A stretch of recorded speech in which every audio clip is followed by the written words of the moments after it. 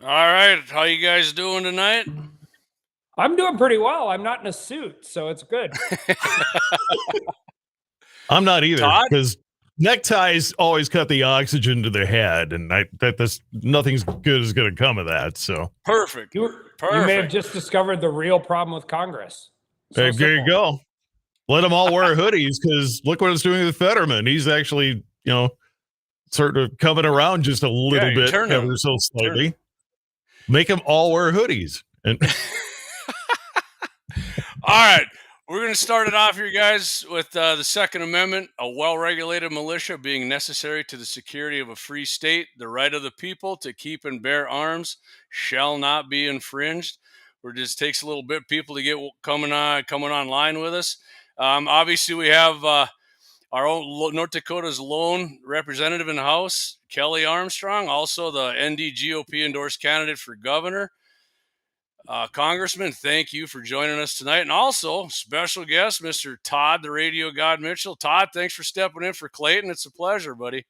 I'll have you know, it's like 3 a.m. to the rest of the world for me right now. This is the middle of the night for people to get up at 3 a.m. So happy to be here. Thanks for the invite. I really appreciate it. You bet. Thank you for getting us on the radio every Friday, buddy. That's awesome. Hey, absolutely. Never forget it. As soon as the Twins win the World Series and you guys can get some more time, then. That's what I said. I piss everybody off, but I hope the Twins don't get in the playoffs so we can get back on for 45. But not sure if Kelly knows. Chris Hatterbury, the Twins have had a long time thing at 8:15 on Friday mornings, so we had to break the news to the Guns and the 701 guys. You're talking about my two favorite things in the world, which are guns and baseball. So I'm a little torn on that. Well, we should have you on the edge of your seat every Friday from 8 to 9 on KFYR then. I was 10 years old when the Mets won the World Series in 1986, so I've been a lifelong suffering Mets fan. Oh, sorry to hear that. There's a cure for that. They make medicine for that. It frees up a lot of time to hunt in October. Both times the Twins won the World Series, I was living in the South, so that Twins Braves World Series. I didn't have any friends for a while. All right, baseball. We're gonna put baseball on the back burner. I hate to disappoint you guys, but we got Kelly on. We're gonna talk Second Amendment, some hunting, some shooting. Kelly, I'm even gonna let you get into a little bit of bow hunting here later in the show. I mean, I'm a crossbow guy. I do have a lifetime tag for it. So, but we'll get into that. But so Kelly, like I said, Kelly's gonna be running for governor, and first of all, the NRA endorse you, Kelly, right? Did they endorse you yet, or when did the endorsements come out? They've endorsed me in the past. We just filled all that stuff out. I think I probably will have the most colorful comment period of an NRA thing ever. I said I would end with this. I said I have told my entire staff in D.C. that if I leave Congress without getting glitter bombed by PETA, I will consider it a failure. Nice. I love that. So I did a little search here for you on Brave. NRA endorsement. Kelly Armstrong has received this. Obviously not this yet, but I'm assuming they're going to get you. But has received the endorsement of the NRA Political Victory Fund, which is a political action committee of the NRA. I'm a lifetime NRA member. I've donated to the PVA many times. Armstrong has consistently voted in favor of gun rights legislation and has opposed efforts to restrict Second Amendment freedoms. According to NRA's congressional scorecard, Armstrong has a 93% voting record for gun rights issues, which is awesome. I mean, somebody's probably going, it should be 100%. But I'm trying to figure out why it's not. It'd be interesting to see what they scored. Yeah, I'm going to be honest with you. I've never seen you vote against any pro Second Amendment civil rights stuff. You support concealed carry, right? Reciprocity across state lines. Opposed, and then of course it says a opposition. Of course, like I said, Kelly, this is Brave. It's not actually from the NRA. Yeah. Okay. Yeah, and I mean, you got to figure statistically somebody's going to be in there trying to knock you down 7 points anyway. So yeah, but it's a little different. So it's a little different too, though. I mean, and this isn't a knock on anybody else. A little bit of its circumstance. When I was in the state Senate, I chaired Judiciary and I was on Natural Resources, so we got all the gun bills. When I got to Congress, I was on Judiciary, and so we deal with all the gun legislation there. So walking into a new Democratic majority when they're trying to get rid of everything from assault weapons to all of those different things, You cited the Second Amendment at the beginning of this. The only thing you forget are the 2 commas, because if you go back and read the U.S. v. Heller case, the commas actually matter. So when they talk about the Second Amendment applying to a militia, the U.S. Supreme Court has actually said that's patently not true. So if you're an old legal writer like me and a gun enthusiast like me, you get, not only do you get your Second Amendment issue, but you actually recognize grammar matters once in a while. Well, Todd was actually an English major, right? Todd, you impressed with your English skills? I was not an English major. I did take advanced college writing and got an A+ in it somehow. That's an English major to me. I don't know how that happened, but as close to being an English major as I'm going to get. I sucked at English. I'm not going to lie to you. English was a terrible subject for me, but so so since Kelly, we're on your NRA thing here, I'll tell you what, I'm just going to go over your opponent stuff real quick here. So you're running against Trygrev Hammer. He's the Democrat, right? Yeah. And Tammy Miller, she's the other Republican in it. Like I said, Kelly's the endorsed candidate, NDGOP endorsed candidate. But so I looked on TammyMiller.com, and we all seen the shotgun commercial, I think. I mean, Joe Biden told you to buy a shotgun. She said all she said about the Second Amendment, double barrel. So she'll protect the Second Amendment. That's all it said on her website. She didn't say how. And I said, okay, well, that's pretty soft. Maybe she will, maybe she won't. I like a little more in depth or a little more explanation. Trygrev, I apologize if I'm not Trigby. What is Trigby. it? Okay, Trigby, I apologize. I didn't know what it was either until we had him on. So he's at least willing to come on KFYR. So far, Tammy's completely ghosted. Looked on Hammer. By the way, he's running for Congress. Merrill Pepcorn's running for governor. Oh, Peepcorn. Okay. Pepcorn, right. Yeah. Peepcorn? My bad. Wow. I don't know. That's what it looks like to me. Pepcorn. Okay. We can do it after June 12th, after we're through the primary, hopefully. So. Okay. So have you looked at anything on Merrill's 2A stance? Because I remember him before looking at state stuff and. I just, like I was saying earlier, I mean, everybody, I mean, it's North Dakota. We have a great legislature. I carried constitutional carry on the floor, but I mean, we've been in every single one of these fights, and we're in fights that don't even make the headlines, right? We're in we work on the suppressor stuff. We had a hearing about a month ago on making sure people with PO boxes or rural routes could buy a gun. Even when the Democrats bring their crazy bills, I try and explain to them how actual farming and ranching works, right? We don't go to gun ranges. We take a box and get a Sharpie marker and go run it out in a stubble field 150 miles away. And so, I mean, we've just been on the front lines of all of this stuff. We've been adamant about everything from red flag laws to juvenile court records, importing of ammunition during COVID, because they really were trying to actually starve off and make ammo more expensive, because that gets less kids involved in this stuff. So it's not just the high profile ones like assault weapons bans or waiting periods or red flag laws. We try being the ones that I think are more insidious, more nefarious, because they actually could do some things. The bipartisan bill that passed almost got all trap clubs and archery programs banned from schools. Trap is the fastest growing sport in North Dakota. What a great way for people who maybe aren't fast or maybe don't want to play soccer to get engaged and involved in an activity that also, by the way, if you live in North Dakota, is a lifelong skill that you can enjoy, whether it's grouse hunting, pheasant hunting, duck hunting, or just going out and shooting clays. It's very different. I mean, I loved wrestling in high school, but I haven't used wrestling a lot since I graduated from high school. I've learned. Wait a minute, you've been in Congress? You haven't used that in Congress at all? No, I figure there'd be one time. I've used my shotgun every opportunity I get. So. Well, I always say that too. I took gym class, and when we were in high school, we had gym class, and they made us do a golf segment or whatever. And I'm like, I'm never, I've golfed, but I've never got into it. But I don't see why they couldn't do a hunter safety thing or a gun safety thing in there, because it's like you said, Kelly, it's a life skill, right? Yeah, and it's so my son is probably a better shot at 14 than I was at 18. I did once when COVID originally hit. One of the things about gun safety and pheasant hunting is the actual shooting at the pheasant isn't the dangerous part. It's the getting in and out of the car, crossing the fence, doing all of that. So he was very lucky. COVID absolutely sucked for everybody.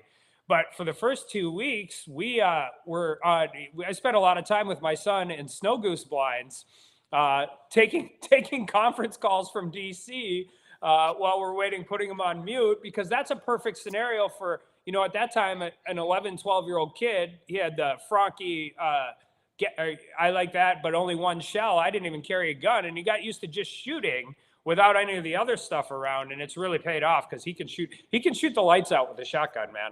That's awesome. What does he shoot then for a shotgun? So I bought my daughter a Benelli Youth 20 gauge, and she's actually a great shot. She just is also a 16-year-old and isn't really into it anymore. So he has now stole her 16-year-old 20 gauge. But I think he'll upgrade this year. He's as big as me now, so the youth gun is too small. So I don't know what will get him yet. He'll probably use my Browning Auto 516 this fall. Perfect. So I bought some of these Boss shells so you can shoot them they actually kill well for upland, and then he can also use them for waterfowl or pheasants. So. Well, on shameless plug here, High School Trap, two of our sponsors, Double H Guns and Lauer Auto, actually support High School Trap financially. So way to go on that one. Let's tell you what, I'm gonna hit a few of these comments here, you guys, and we're gonna go. Good, Josie Milbrandt, good evening, buddy. Thanks for tuning in. Dan Brown, good evening, guys. You probably know Dan from some NRA banquets. So you want to talk about NRA? Friends of the NRA and the NRA banquet in Dickinson, North Dakota, and Dan Brown, for as long as I've known him, has been one of the single best volunteers of that organization, and does just a really, really great job. So it's cool to see him on. Yep, and former law enforcement guy, and Dan is quite handy with the pistol, which I found out last year at Second Amendment Day. Kelsey Glauser, let's go! He's ready for it, man. Paul Odegaard. I'd like to know how Kelsey managed to get a hold of my college transcripts there. I didn't realize he had my actual major, because most people don't know that. You can read the comments. I'm not going to go into that. You're way ahead of me on that one. That was supposed to have been a secret, but I guess it's out now. Dan got me there too. Isn't Hammer running for Congress? Yeah, I freaking knew that one, didn't I? But you know what? That's how it goes. I'm not the radio god like Todd. I'm just an internet dude. Hey, this is your show. I'm not going to correct the host so far, All right, Braxton Ballard. What's up, Jamie? Hey, Brax. Thanks for watching the show, buddy. Appreciate you. We were just talking before the show to Kelly about your graduation coming up, buddy. It's going to be awesome. So. All right, Kelly, I'm going to get into just a question for you here. I'm pretty sure I know the answer, but I got to ask it to you. So if you're elected, I know you're going to uphold the Second Amendment, but I'm looking for a governor who's actually going to not just uphold it, but promote the Second Amendment rights, because I think it needs to be promoted. I do it every day now. I've done it long before I was in politics. I always tell people we give away three stickers out of my office: oil, 100% organic energy, coal guns freedom, and hunt with your kids, not for your kids. So I like it. This is like legitimately part of my life, will be part of my life long after I'm out of politics. It has been before. Some of my best days this fall were just hunting with my son and my dad. I'm not as mad at pheasants as I used to be, but I sure do enjoy being out there with 3-generation Armstrongs in Southwest North Dakota, and just every day on election day since I ran for Congress. You can't fix election day is over, right? Everything you did prior to election day is either going to come and go, but every single day during election day, just my dad and I go pheasant hunting. And the reason is no matter what happens on an election day, if you're hunting with your dad in Southwest North Dakota, it can never be a bad day. So every day since I ran for Congress in 2018, on election day, my dad and I just go hunting by ourselves. Because when you have friends and family and all of this stuff, you forget how few times you actually just get to hunt with my dad, who's my best hunting buddy in the world. Yeah. Yep, and I agree. I go back to the ranch, and my dad and I, now it's just, we don't hunt birds much, but we drive around. We got a lot of beavers on the land and stuff like that, and coyotes. We drive around the Ranger, and he's got a Ranger. I'm a Kawasaki guy. I think Kawasaki's are better, but that's just me. But I have the Kinetics, so it all just depends. It's like they're all Ford, awesome. Chevy. It's like Ford, Chevy, Dodge. Yeah. It's all preference. Man, I like driving them all. They're awesome. But Todd, you ever get out and do any hunting or not? Long story, but no. And it's a story for another time. But the bottom, inner city Minneapolis, born and bred, right? I mean, they play with guns now, but for a whole different context. It's definitely defense, but that doesn't mean I haven't been a huge supporter, and I've always been confused because for generations you taught how to disassemble, reassemble, clean everything in school. You brought one. It was in your locker back in the day, at the very least in the trunk of your car, and it wasn't a big deal, and wasn't the world a better place in many respects back then. So, at the risk of sounding like, well, I'm Second Amendment now because I'm on this show right now, so of course I'm Second Amendment. No, it's been a lifelong thing. It's just there's a big family history, two family history things going on. One of whom, the last farmer on my family tree, did time because on Christmas Day he shot somebody trying to steal a chicken. Oh, let's not get into the chickens. Way to go, Iowa. Those are the Iowa relatives we don't talk about much anymore. Well, they got a good basketball player come out of there, but true that. So, but no, I mean, I've always felt that. Wait a minute, it's a part of our history that made us who we are. Why in the world are we trying to sweep that under the rug now and say, oh no, we can't have that? Yeah, I agree. I mean, it says, it's a civil right. I always say it's a civil right. It's not just, the Democrats love the First Amendment. Well, they say they do until it doesn't go what they want, but it's a civil right. They like the First Amendment a lot less than they used to. Yeah. If you say what their message is, then they love it. But yeah, it only applies if you're on their talking points. So, Kelly, we got a comment right here for you. Ask him what his position is on two-ear rights during a state of emergency. So I'll tell a quick story. So I was doing radio with Scott Hennon. This is maybe, I don't know, whenever the protests were happening in Fargo. And so I didn't know any of this, but I was doing it. And apparently the mayor who was on before me, and they were talking about suspending Second Amendment rights during the protests. And I'm like, well, you can't do that. And they're like, why? I go, we wrote a law that says you can't. We passed it in North Dakota. And so I didn't know it was happening. They asked me about it on the radio and I responded. And so the mayor's office in Fargo called my state director and he's like, hey, we'd appreciate it if you're going to throw us under the bus on the radio, that you give us a heads up. And I'm like, Mayor, I apologize. I didn't know you were doing that, but and our lawyer says you can. I go, your lawyer's wrong. We legitimately wrote the bill that says you cannot do that. Civil rights only matter in emergencies. Nobody cares about your right to privacy on a random Tuesday. Nobody cares about your First Amendment right when you're having a conversation on a podcast. So if civil rights don't matter at the worst possible times, then they don't matter at all. And they also matter for everybody, by the way. It's the good. If you are pro First Amendment, you're also pro speech you disagree with, right? So civil rights have to matter the most during emergencies, and we have good law on that in North Dakota, and we should keep it exactly the way it is. Yeah, and I remember. Isn't that why it was written that way in the first place? To be able to defend yourself. That's the whole point. Yeah, and of course, when COVID is going on, President Trump, they wanted to suspend it, and he said, "No, we're not. We're going to open." Remember, they tried to close. They wanted to close all the gun shops down because that was a bad idea, and he said, "No, you got to open that up. We got people rioting and going in these businesses and doing their thing, and which is great." Which, tell you what, we're going to get into. We're going to go our first break here. It's going to be about 2 minutes. We're going to come back, Kelly, and I got a question for you on suppressors. So hang in there, guys. We'll be right back. That's a war face. Now let me see your war face. You don't scare me. Lauer Auto Repair, located at 309 South Washington Street in Bismarck, North Dakota. Give them a call at 701-258-6308. The team of mechanics at Lauer Auto can take care of any problem your vehicle is having. And when you do business with Lauer, you can be assured you're doing business with a pro Second Amendment America First repair shop. There are plenty of other auto repair shops in the Bismarck, Mandan area. But why take a chance at patronizing a shop that might not have your beliefs at heart? Make no mistake. Lauer Auto is your pro Second Amendment repair shop. When you talk to the guys at Lauer Auto, don't forget to tell them that you heard they are a sponsor of Guns and the 701 and that you appreciate their support of our pro Second Amendment, pro North Dakota live stream and podcast. That's Lauer Auto Repair, 701-258-6308.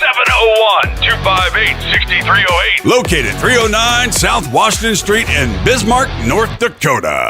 Experience the exhilaration of power in your hands at Bloodline Kinetics. Why Cerakote? Simply, it aids in firearm preservation while also giving your piece a unique look. Barrel threading, NFA laser engraving, bolt handle threading, mount, level, and bore, sight scope chamber, rebarreling, and much more. Bloodline Kinetics is meant to reflect a long American lineage in gun ownership, who stand for the Second Amendment rights, Bloodline, and the science behind gun accuracy, Kinetics. To some, it's just a constitutional right that can go away. To us, it's in our American bloodline, and we believe it should stay that way. Here at Bloodline Kinetics, we understand that hunters, sportsmen, women, and gun owners should have a quality firearm. Stop and see us at 2008 Morrison Avenue 2 in Bismarck, North Dakota, 58504, Monday through Friday, 8 a.m. to 5 p.m. Call 701-390-7997. Visit our website, bloodlinekinetics.com. All right, so I apologize. Them commercials are super loud. Clay hasn't figured that out yet. We're going to fix that in the future, but gotta pay the bills, man. Pay the bills.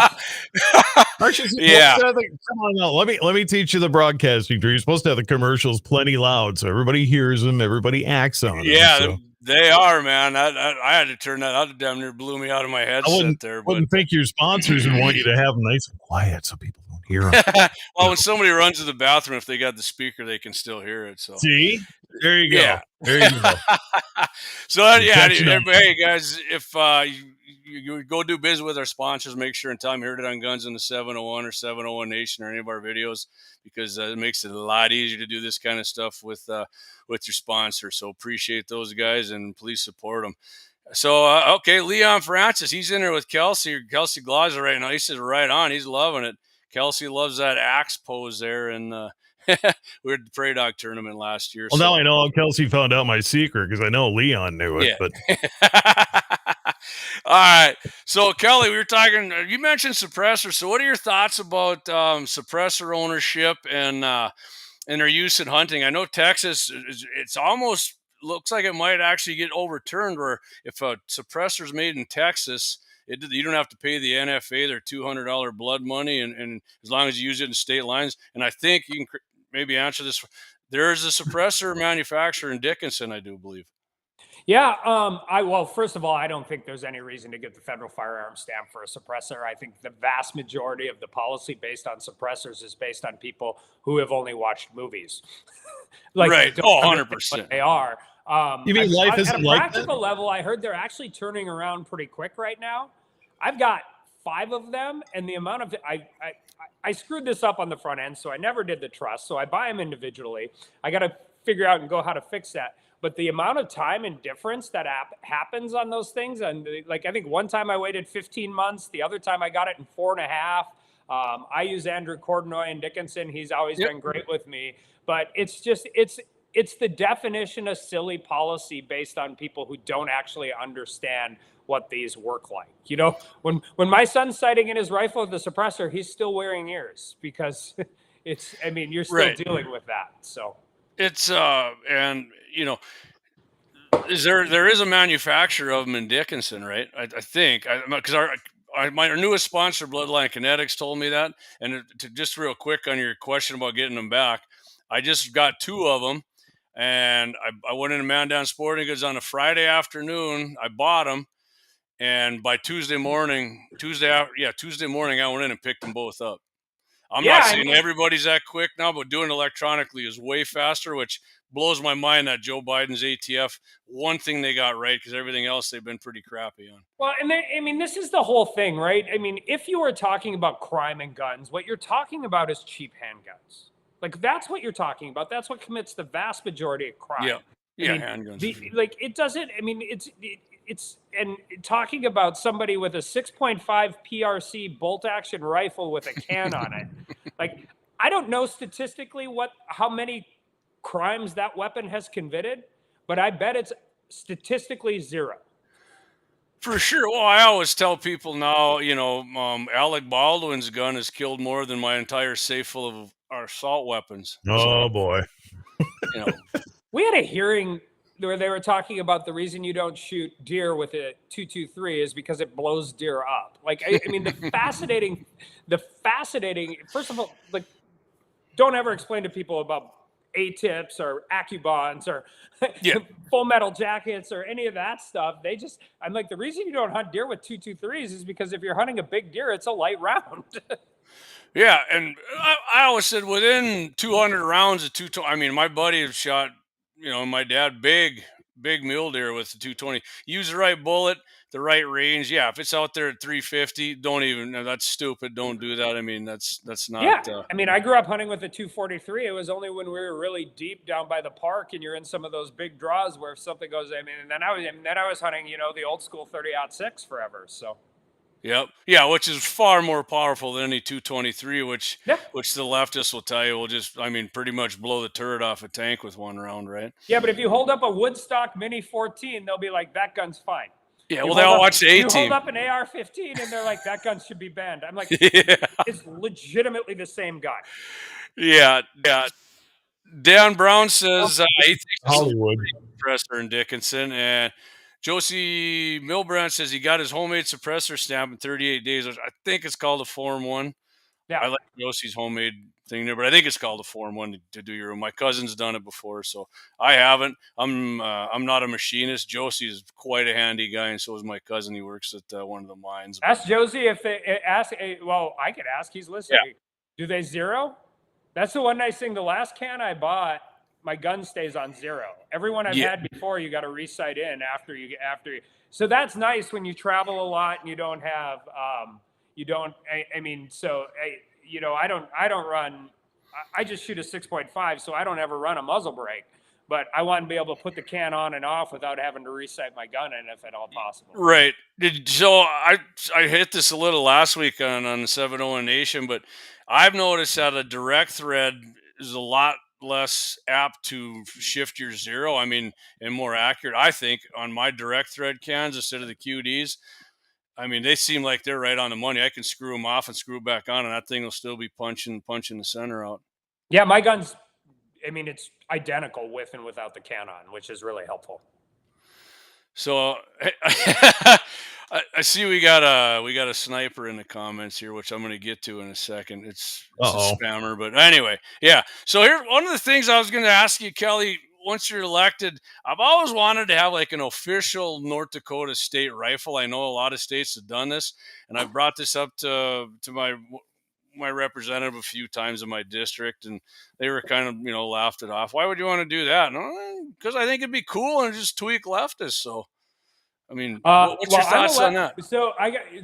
I'm left-handed, so if you want a state rifle, it's either going to be a Henry lever action or a Ruger number 1. That way, I'm fine with that. Everybody into left-handed stuff, but I want something that's ambidextrous. We always get picked on and trying to deal with that stuff, so I'm all in for that. I'm totally fine. I don't care if it's left-handed or not. I just think we need a state rifle, or just for that matter, a state gun. But honestly, I would say like an 870 pump probably, or like a Remington 700 bolt. Not my favorite, but as far as popularity. Yeah, they're iconic. Jack O'Connor's 270 Remington 700s probably killed everything in the world. It's my favorite gun I own is a Ruger number 1 270 with the full wood stock all the way down the barrel. And I found a 25th anniversary Weaver fixed 4-power scope that I put on it. and it's my favorite gun in the world. And it's just a really cool little, let's go shoot a whitetail doe, perfect little gun, meat and potatoes, everything works great. And I think sometimes, we like it, right? Because we like all this stuff, but a $5,000 rifle doesn't account for a terrible trigger pull. Oh, that's one of the biggest things you can do to improve your rifle's accuracy too, is get that nice trigger in there. 100%. I'm way on board with that on you. Todd, I know Todd's not a gun guy, but we actually did a gun test for you, right, Todd? You and the wife there? I appreciate guns, but yeah, and matter of fact, my wife and I did, Josette invited us to a thing at her old place where we got to try 6 of them. And all I know is they tell me I hit the target pretty well, but of course, as I go back, my hands are between me and the target. So I don't know what in the world I'm doing. But all I got out of that last conversation is Kelly, in fact, leans left. I did not know that. Oh, see, we got him now. We got him. We'll find out if there was a spy on this call. Well, I listened to what they're saying, and Kelly actually leans left. Did they try to teach you to be right-handed when you were a kid? They didn't, but I have a really good friend who has been hunting with me since he was 16 years old, and he just had a kid. And I saw him a week ago in Dickinson, and I said, "How's it going?" He said, "It's great. We've tied his right hand behind his back. We need him to be left-handed." He's like, "Your hand-me-downs are not a terrible place to be in the hunting world." And so I just started laughing. Well, I got a message. Somebody says Sharps or a Winchester lever action, both iconic, and pretty sure they were used by most of the settlers in this area, especially the Buffalo. And yeah, Teddy Roosevelt used. I'd be down with like a Teddy Roosevelt North Dakota edition official rifle, right? Yeah, I've got a Teddy Roosevelt National Park 4570 hanging in my office out here. It's I just was down. I was at my. I grew up in Medora. I grew up chasing speed goats and mule deer around with a stick and a string, and so that gun's hanging on my wall in my office in DC. Awesome, man. That's perfect in DC. Even you can get a lever action. Wow. You can. I have all my concealed out here. It's a pain in the butt, but in case anybody hasn't noticed, this town hasn't handled COVID very well. Yeah, well, I noticed that crime isn't really, with all their gun laws there, it hasn't really stopped that from happening. What congressperson who got carjacked there, right? Henry Cuellar or somebody did? Henry Cuellar got. A Democrat. But it's happening every day out. And so we were talking about it yesterday. I was talking to a couple other members, and I said, be careful about making this about you. Like, that's not the point. But one of the coolest things about DC, which also got shut down during COVID, is once you get here and you check through, like, you have freedom of movement in the nation's capital. Like, that's unique. That doesn't happen everywhere. Like, if you are in the tour of the Capitol while we're voting, you're walking by senators and congressmen and all of that. And that full immersion with your constituents, the right to petition your member of Congress for grievances also is in the Constitution. And it's really, really important. And if you have a city that is like so dangerous, people are worried about coming here, that goes away as well too. Yeah, so if you were governor, let's just say the same scenario happened, what would be your, just to get out, I don't want to get too far away from the gun thing, but what would you do if, let's say, all right, so and Biden was reelected, God forbid, and said, all right, I want all these states shut down, everybody locked down? No. Perfect. But there's other things, right? Like the CDC was buying data to see if people were going to church during quarantine. Like the nefariousness of where this stuff goes, they were censoring true information off the internet. Like, it's really important that we continue to talk about. Some of it you do want to give, to your local control and stuff. And I believe in local control, particularly for schools. And you can talk about school safety, right? How you protect a school in Mott, North Dakota, that is legitimately an old brick fortress, versus how you protect a new school in Cheyenne. More importantly, the parents in those communities, in those school districts, should have a say in how those things are done. But the short answer is no, go away. We'll figure out how to deal with this. So would you be in favor of if teachers wanted to be armed and trained and to let them do it? I'm not saying force any teachers to do it or school. I think teachers and school staff, whoever want to get trained, and by all means, if you want to go through the local law enforcement training course, do it, because I mean, I've certainly, the school resource officer is a great thing, but they can't be everywhere at all times. And if you don't know who's got the gun, I just think that's our best defense. I'm very Kelly. much in favor of the state not prohibiting that from happening. Yeah. But again, and even if the decision is not one I like, I think those are decisions that absolutely should be made with the parents and the school board and the district in which they're at. I would say this, and I'm not saying it's a mandate, but I mean, shooting a shotgun, you learn how to do. Shooting a pistol is a perishable skill. Like, if you don't shoot a pistol for a while, oh, for sure, like all of those different things. I always used to say, like, when you go do the shooting test for when you used to do your conceal, what they do is they should send you and your wife out. You should have a bottle of wine. You should come home, and then your shooting instructor should sneak into your house at 2:30 a.m., bang a pot and pan above your head, make you run around the house twice, and then see if you can hit it. Because that's what your heart rate is going to do if you are not used to those things. And muscle memory matters. That doesn't mean anybody shouldn't be allowed to carry. They absolutely should. I carry in North Dakota. I carry in D.C. I just think, like, when I talk to young staffers out here, my answer is you have every right to do it. You have every right to get it. But you also have a responsibility to know how to use it. And that is a personal responsibility. I'm not telling you that as a member of Congress. I'm telling you that as somebody who is your friend and who has done this stuff. If you're going to do it, then learn how to do it right.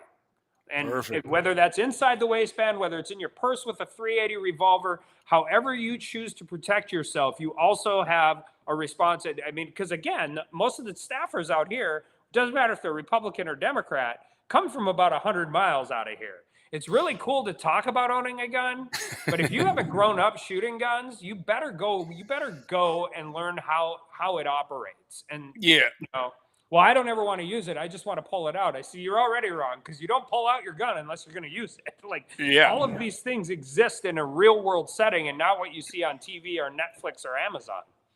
See, Todd, that you just heard the congressman say that's what you need to get your butt out there on 2A day, man. Let's run about 500 rounds. Bring it. Plus, there's a lot of things that stink to practice at. Shooting guns isn't one of them. It's right. Fun.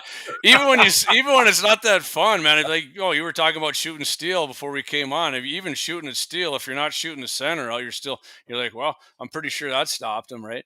But yeah, you're right, 100% right about pistols, though. I mean, obviously you're a shooter because if you don't practice with a pistol, they like the movies. I always like to get people to take them out with a pistol. Here, shoot that, and they're like, wow, I can't hit nothing. I'm like, yeah, this ain't the movies, man. You got to, especially like you said, you got to practice with pistols. And if you got a carry gun with that 3.5-inch barrel, even from a 3.5 to like a full size 5-inch barrel, world of difference. Yeah, I have a Springfield 9mm 1911, and that gun is so much fun to shoot. And then, I carry a SIG P365. Awesome. But I mean, they're all 9s and whatever. But I mean, it's a lot more fun to shoot the heavy 1911 than it is to shoot the subcompact that you carry around. Yeah. You try carrying that around all the time, though. But that's not even the best pistol story. Brad and Braxton are on here. We went fly fishing and caribou hunting with them up in Alaska in August.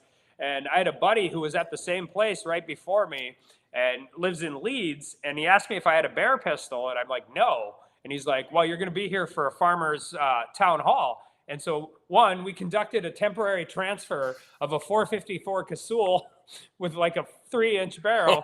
And brutal. So I took it and I went home and I shot 2 boxes of ammo out of it. And he called me and he's like, how'd it go? I said, it's going to be perfect for bear hunting. He's like, what do you mean? I go, if a bear comes at me, I'll shoot it once, knock myself out with the recoil, and I won't kill me. I actually shot that in a rifle even, and it sucks even in a rifle in a lever action. It's still that super recoil. Yeah. But well, if you don't, and even if it knocks you out, the noise of that sucker will probably scare the bear off anyways, won't it? Yeah, well, I've always said with bear hunting, it's a little different when it's your kid, but I always said the best bear defense is have somebody slower than you next to you. Yeah, and right. That was always me.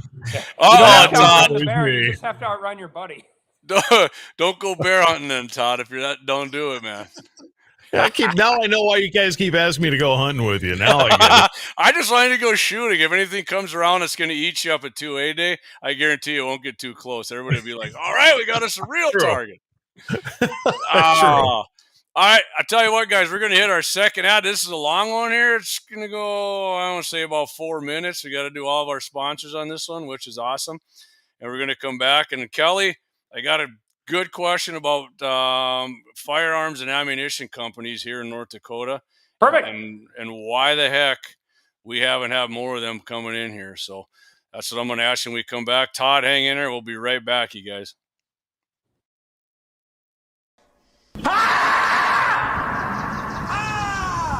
That's a war face. Now let me see your war face. You don't scare me. Lauer Auto Repair, located at 309 South Washington Street in Bismarck, North Dakota. Give them a call at 701-258-6308. The team of mechanics at Lauer Auto can take care of any problem your vehicle is having. And when you do business with Lauer, you can be assured you're doing business with a pro Second Amendment America First repair shop. There are plenty of other auto repair shops in the Bismarck, Mandan area. But why take a chance at patronizing a shop that might not have your beliefs at heart? Make no mistake. Lauer Auto is your pro Second Amendment repair shop. When you talk to the guys at Lauer Auto, don't forget to tell them that you heard they are a sponsor of Guns and the 701 and that you appreciate their support of our pro Second Amendment, pro North Dakota live stream and podcast. That's Lauer Auto Repair, 701-258-6308. 701-258-6308. Located 309 South Washington Street in Bismarck, North Dakota. Experience the exhilaration of power in your hands at Bloodline Kinetics. Why Cerakote? Simply, it aids in firearm preservation while also giving your piece a unique look. Barrel threading, NFA laser engraving, bolt handle threading, mount, level, and bore, sight scope chamber, rebarreling, and much more. Bloodline Kinetics is meant to reflect a long American lineage in gun ownership, who stand for the Second Amendment rights, Bloodline, and the science behind gun accuracy, Kinetics. To some, it's just a constitutional right that can go away. To us, it's in our American bloodline, and we believe it should stay that way. Here at Bloodline Kinetics, we understand that hunters, sportsmen, women, and gun owners should have a quality firearm. Stop and see us at 2008 Morrison Avenue 2 in Bismarck, North Dakota, 58504, Monday through Friday, 8 a.m. to 5 p.m. Call 701-390-7997. Visit our website, bloodlinekinetics.com. Ever tried catching a fish with your bare hands or hunting a deer with a stick? Don't be that guy. At Mandan Sporting Goods, we've got all the hunting and camping gear you need. We're your one-stop shop for outdoor adventure. A well-regulated militia being necessary to the security of a free state, the right of the people to keep and bear arms shall not be infringed. Check us out at mandansportinggoods.com, or better yet, stop in to 210 East Main Street, Mandan, North Dakota. Mandan Sporting Goods, where the outdoors meets functionality. Store hours, Monday through Saturday, 9 a.m. to 6 p.m. Closed Sunday. Take up arms at Mandan Sporting Goods. Your adventure starts here. Discover the world of firearms at Bismarck's Double H Gun Shop.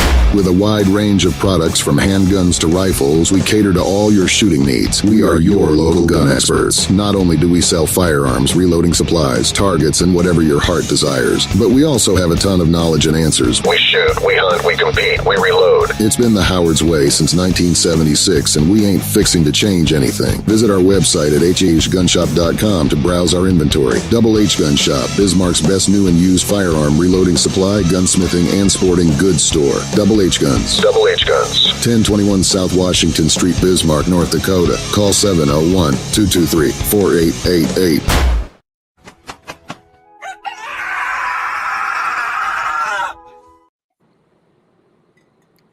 All right, guys, we're back. Again, feel free, hey, support our sponsors. You go in there, you do business with them, tell them you appreciate that they support Guns in the 701. Without them, we're not going to be able to do this. So, Kelly, how much time we got with you, buddy?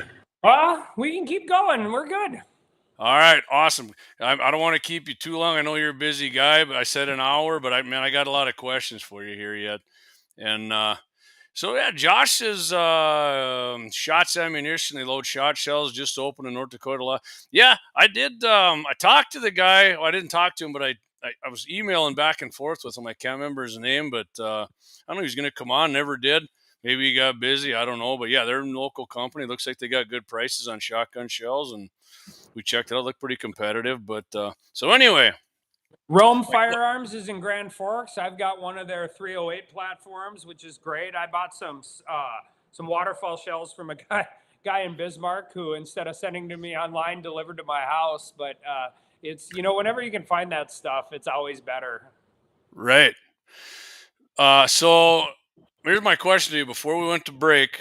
Why does North Dakota, and I've asked this to, Senator Hoeven, Senator Kramer, and, when Hoeven was governor, and I don't think I asked Doug Burgum, but why can't we get ammo or gun companies to move here? They're leaving all these blue states because of their anti-Second Amendment views. South Dakota's getting them. Wyoming's getting them.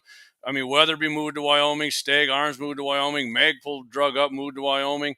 North Dakota's not getting. I mean, we're getting some custom-made companies. Actually, it's like we got sponsors on our show that do it. There's some in Dickinson. Why can't we get somebody, one of the big manufacturers to come up here and make ammo? I mean, what do you think you could do as governor to get them up here? I mean, I don't know.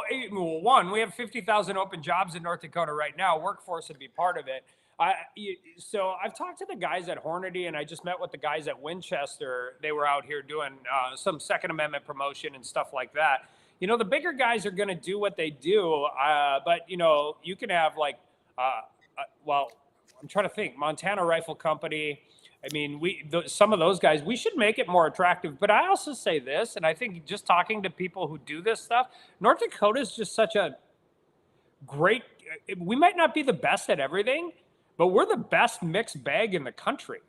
Like, if you want to shoot pheasants, grouse, partridge, waterfall, light geese, dark geese, pronghorn, mule deer, whitetail, coyotes, prairie dogs. And I mean, so some of it is we like being the best kept secret because we like having this stuff, but also it's just, that manufacturing stuff is difficult to do, and it's difficult to set up, and I don't know particularly why they don't do it. But I'm completely comfortable getting more of the little custom things out here too, because then you can actually offer that kind of service that they offer that we've come to expect in North Dakota anyway. Well, Josie's got a comment. He says, we have lots of gun companies, need local support depending on what you want. And it can be, Josie, like I said, Bloodline Kinetics, a custom gun maker for us. We just got on board. Jake's actually working on, Clay and I should have our guns here shortly. He's building them up for us. But I was talking, like Kelly just said, he talked to Winchester, ammo companies. I mean, we don't have any major like ammunition companies. I just don't understand why they'd stay in these states. But I mean, hey, once you're governor, I mean, I'd love to see you look into something like that. I would absolutely love to recruit any of them if it makes sense to do. I mean, the manufacturing stuff is, a lot of reasons they stay is because rebuilding that entire thing. Oh, it'd be brutal. Yeah. And dealing with that stuff. And I mean, but like the Ithaca company isn't in New York anymore. I like it. It was right next to Cornell, and they're going to chase them out eventually. That's one of the things Congress really has to make sure and do. And we keep talking about it, is the liability shield at the federal level. Because then you could really end up, one of the problems for them and why being in one state versus another doesn't matter is the vast majority of this stuff, civilly at least, ends up in federal court. So it doesn't matter if you're in Pennsylvania or New York. The people who are coming after you are going to try and sue you in federal court. So it doesn't particularly matter where you're based. So what do you think you could do? Like Josie's talking about, and I was just talking about our sponsor. What could you do maybe to help local gun companies or suppressor? Dan said we got the suppressor company out there in Dickinson, and I know there's rifle companies out there as well. So, I mean, what do you think? So I think this generally overall goes to a lot. I mean, this is a bigger, broader conversation when you've got a state bank and you've got a state investment fund and a legacy fund. I think the first thing you need to do, regardless of one of the first things you'll hear about North Dakota small business comparatively to anywhere else in the country is lack of access to capital. Okay. And I mean, way back when I first started, angel funds are still a thing, but they were the big things at the time. But I'm going to just tell you guys, if you are doing this process with commerce money, with whatever, and you're providing it, it has to be an open, transparent process, because the last thing anybody on this call, even if it's one of your buddies, wants to think that the people in government are giving money to their buddies or their friends or whatever. So before you start doing all of that, one, you got to set your risk levels. Because if you're really truly going to invest in entrepreneurs and front end of stuff, you're going to fail. I mean, those businesses fail. They fail whether they get private investment, public investment, any of that. And if you're only going to give money to companies that have already made it, well, then you're really just patting yourself on the back for doing something that was probably going to happen anyway. So the easiest way I can tell that to everybody listening right now is make sure that everybody understands that they get everybody who applies for this stuff, if we're doing with those state programs, is going to get a fair and transparent shake. Yep. And then the other answer too, which is a congressional issue as much as a state issue, but we can do it at the state level too. One of the weird things I've figured out in DC that I knew a little bit in the oil business when I grew up in Western North Dakota, but really learned out here, there's this like trifecta of big business, big tech, and big government that isn't particularly interested in small business.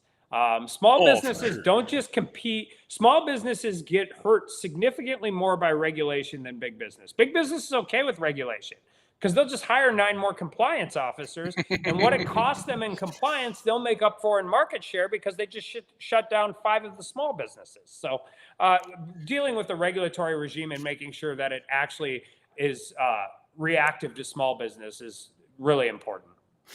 Yeah, I mean, that's what I was just thinking, like maybe, a North Dakota thing just to promote in-state businesses, support this. And it's like you said, North Dakota, a big pro-Second Amendment state. I mean, I even know plenty of Democrats who own guns, even though they vote against their rights every election cycle, but whatever. Have you not gotten them to come around? Do they not realize what they're doing when they do that? Yeah, they don't, Todd. I don't think they do really, because you ask them and they're like, "Oh man, that ain't a thing." I know people who moved back here from Vegas and had a neighbor. They moved across the street from us, and they don't live anymore now. Great people, but you know what? Oh, we moved back here to. You can't raise a family in Vegas. It's so nice in North Dakota. I'm like, yeah. You did notice that we're a red state? Did I ever? Oh God, that doesn't mean anything. But you can't. But it's a hard political position to be in, right? So all the Californians move to Western Montana or to Austin, Texas, and then all of a sudden they because they hate the environment they're in, and then they start voting for the same stuff they voted for in California, and all of a sudden you're like, California wasn't really the problem. Yeah, exactly. Yeah, well, that's funny. When I was younger, I used to ski all the time out in Bozeman, and they went out there and they hated California. And I just, before I was into politics, I was in my early 20s. I just wanted to go up there and rip it up and have some fun skiing. And I'm like, what's wrong with Californians? And it didn't take too many years after that I realized what they were complaining about out there in Bozeman. Right? There's a reason Olympic shooters are leaving. It's because California has magazine rules that don't make you can't actually practice with the gun you're going to the U.S. Olympics in. So, what are we talking about? And California they got an A rating from the Brady campaign for gun confiscation, right? But they still have the most mass shootings of any state. So a magazine capacity of 10 rounds. What? So like dumb stuff like that. So other than Vegas, the 2 biggest shootings in America were done with 10-round magazines, right? Virginia Tech and I shouldn't say the 2 biggest. One of the other big, Parkland, the 10-round magazines. The Democrats' fantasy is the 10-round magazine is going to stop everything. No, it's not. That's why we fight so hard on, bump stocks, pistol braces. Yeah. Like all of those things, because it is wildly problematic for everybody who loves to own guns of any kind. And it's also like, once you allow those things to happen, the next thing is, we spend way too much time in Congress saying, hey, this is good policy, but we're worried about unintended consequences. How about you pass the good policy and then deal with it? And you have to factor it in. But when it comes to the Second Amendment, we've been in this. I've been in it my entire adult life to some degree or another. You can't allow that. And by the way, nobody's using pistol braces. Like pistol braces were designed for wounded veterans. I don't even know that it's happened in one crime, right? In Ohio, that guy did that. I think he did it one time.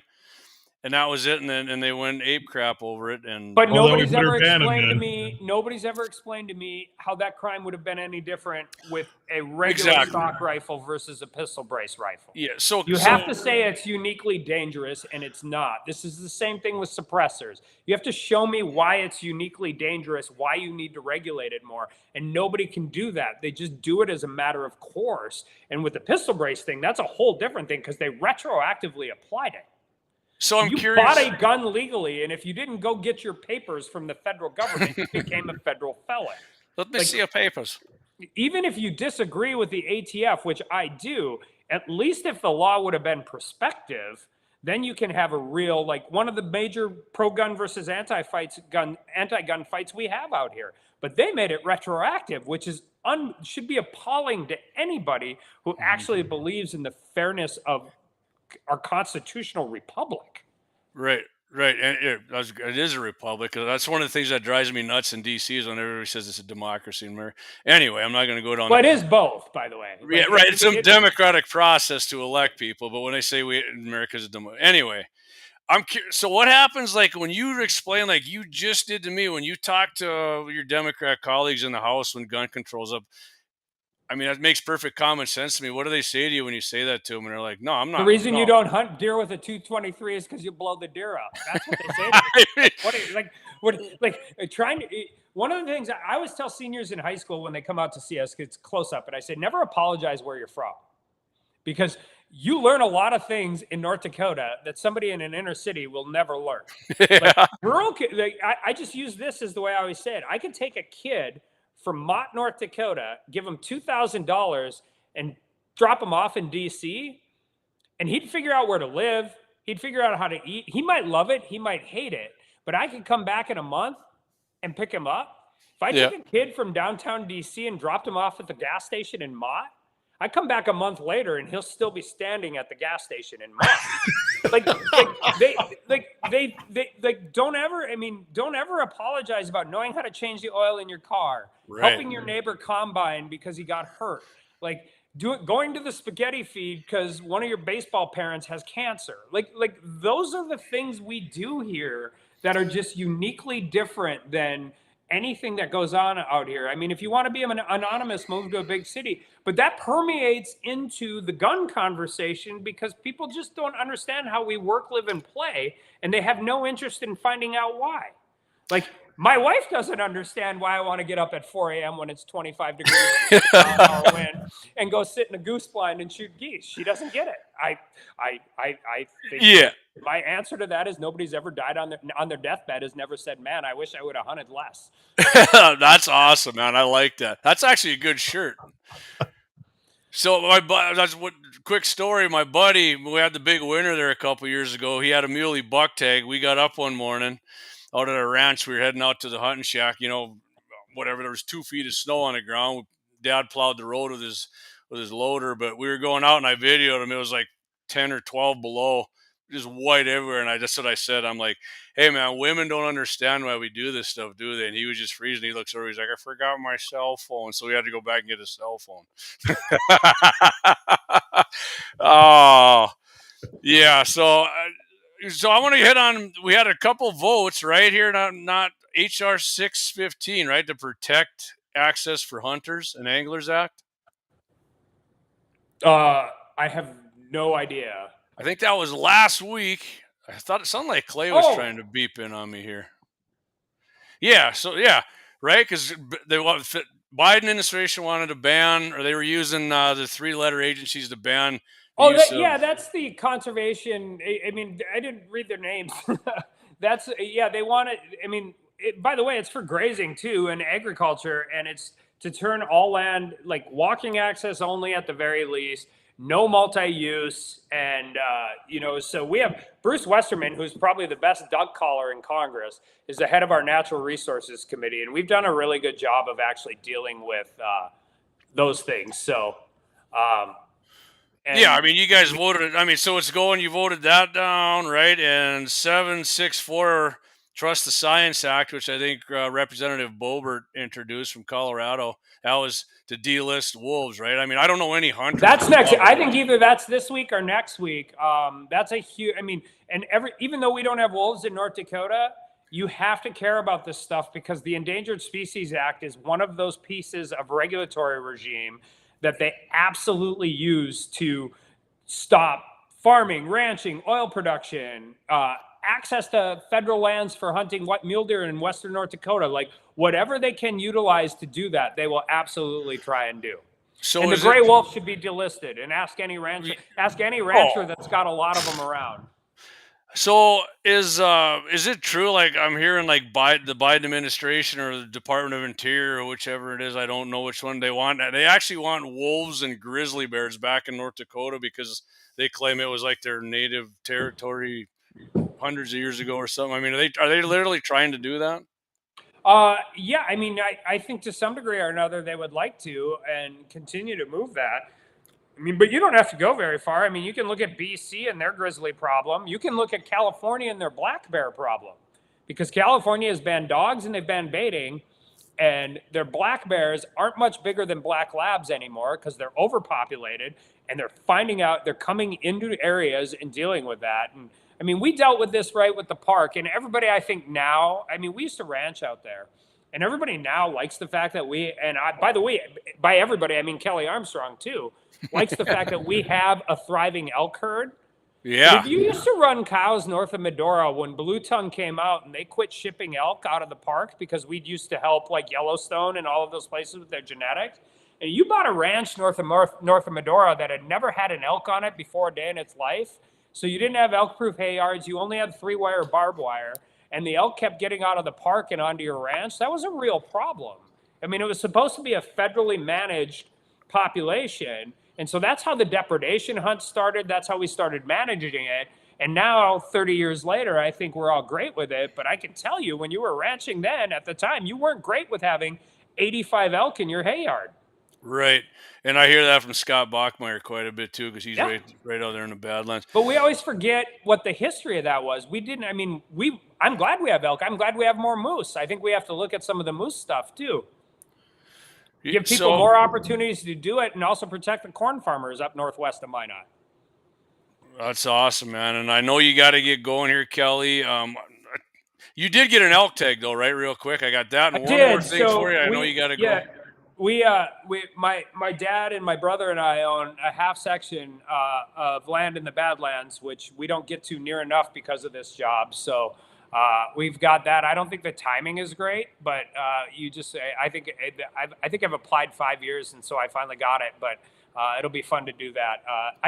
When we used to be out there, I said I ran the world's least lucrative elk guiding service because it was at that time for us it was the once in a lifetime. My dad could get it every year, but he could only transfer it to me once. So I shot my elk my sophomore year of college, and in between, people I hadn't talked to in 5 years, when they drew an elk tag, I'd get a phone call and they'd be like, "Hey, buddy," I'm like, "You got an elk tag, didn't you?" Because that was all the Talking Tins and all of those guys, and I mean that's just the ground, the dirt I grew up on. So best way to be a good hunter is to know the dirt you're hunting. You're 100% right. I mean, that helps out a ton if you can do that. So Kelly, I know you got to go. Pre-show we talked about it. If you got time to answer this real quick, go for it. The Honoring Our Pact Act of 2022, which I had a comment when I posted you were coming on. Somebody said you were anti-veteran. And you said I'd gladly answer this. And if you're done with this, I mean, you got to get rolling, go for it. No, yeah. So this is really easy. So the Senate passed a Bipartisan Pact Act, and then it came over to the House. And instead of putting that bipartisan bill together, Speaker Pelosi put a Democrat wish list messaging bill on the floor and changed it. And so, I mean, obviously it's really difficult to vote against those things.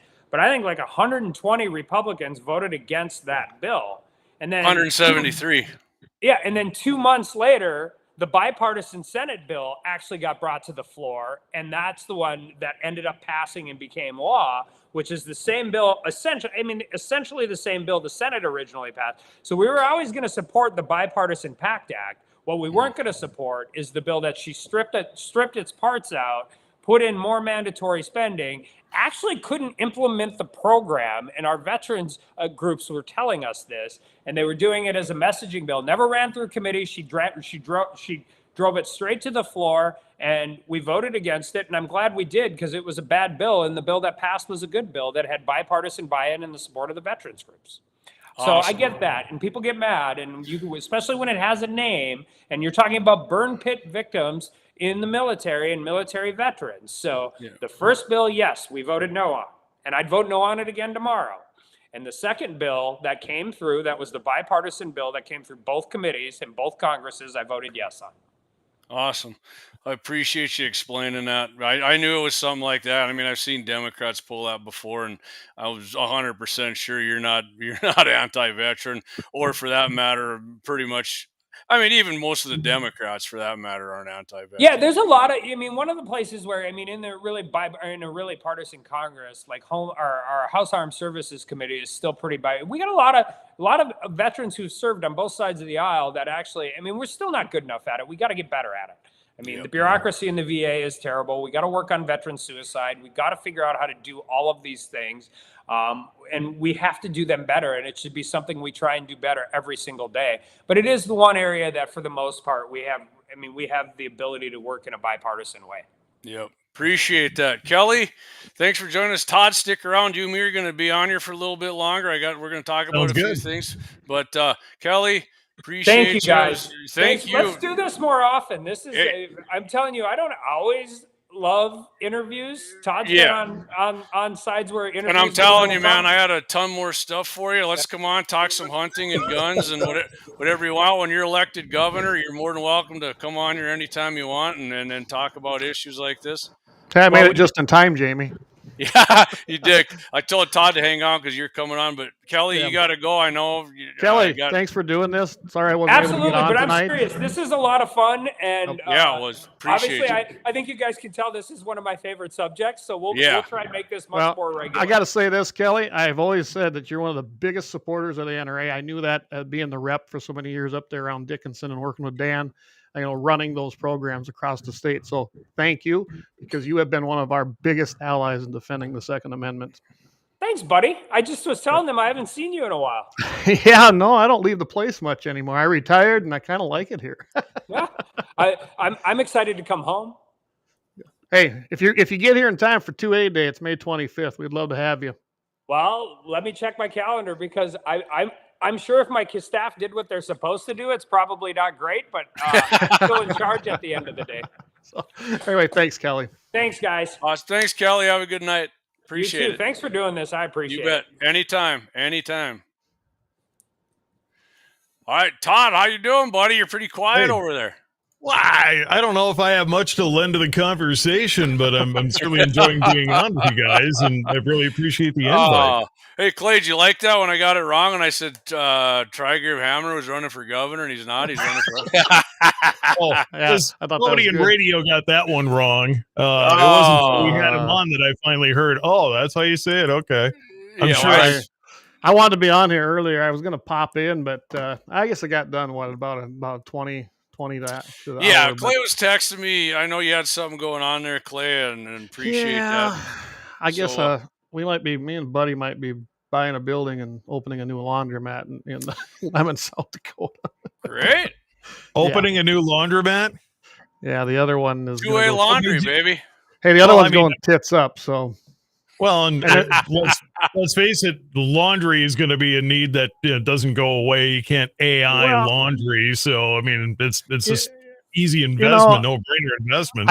It never even crossed my mind, but the Family Dollar building closed up. They want to dump the building. That's who we were in. We were talking with the people from Family Dollar. Anyway, I looked at the books on that laundromat. Holy crap, does that make money? In little bitty Lemon, South Dakota. I was like, oh shit, we probably pay for this thing in 3 years. We'll own a building and have everything paid for. It's probably a no-brainer to me. Real quick here, before I was going to say this when Kelly was on, so as long as we got a lot of people watching, I think Saturday on Beck, Kelly, it's going to be a governor's debate with Kelly, Tammy Miller. Who do you say? What was Peepcorn, right, Todd? Am I saying that right? Pepcorn. Harold Pepcorn from Fargo. And I was thinking about that. Corn pop. That's corn pop. We were talking about just think of it that way. corn pop, wrap the chains around your hand. Yeah. But yeah, I think they're having a debate on Beck and at what time? Like Dale Wetzel, and I think Todd, who's the guy who comes on with Daryl. I'm sorry, Dustin Gaverlau. He's got a. He said if you got any questions for the debate, go ahead and ask that. So we had some questions on here that I didn't get to ask because we were kind of keeping it 2A and hunting and gun specific. But go on Dustin Gaverlau's Facebook page. He's got a thing in there. You want to ask questions? They're going to be on Beck doing it. So get on there and I watched the first debate when they had it down Fargo there with Kelly and the rest of them, and he did. I think Kelly, honestly, I think he pretty much dominated that debate.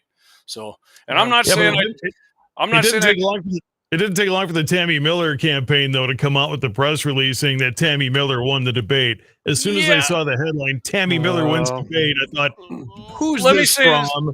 Sure enough. I will say this about it, Todd. It's not that I disagreed with what Tammy was saying. I mean, because I didn't agree with a lot.